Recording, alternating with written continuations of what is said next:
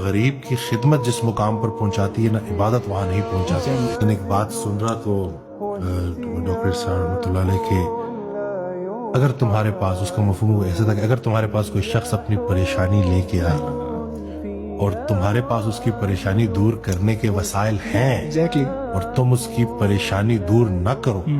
تو تم سب کچھ کہلا سکتے ہو، نیک نہیں کہلا سکتے، چاہے جتنی مرضی نمازیں پڑھو، جو مرضی عبادات کرو. یہ جو حضرت واصف علی واصف رحمۃ اللہ کا جو فوکس تھا نا، وہ مخلوق خدا، کہ عبادت اللہ کی،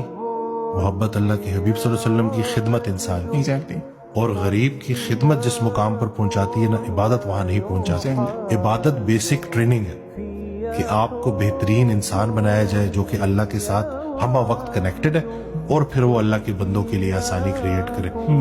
یہ جو نیکی کا جو نے بولا کہ آپ سب کچھ کہلا سکتے ہو، نیک نہیں کہلا سکتے، کاش یہ بات لوگ سمجھ جائیں تو آج بھی کچھ نہیں بگڑ. ایسا ہی ہے، ایک فرد اگر بدل گیا اور ایک اچھا مومن بن گیا تو اس سے پورا معاشرہ فلاح پانا شروع ہو جائے گا.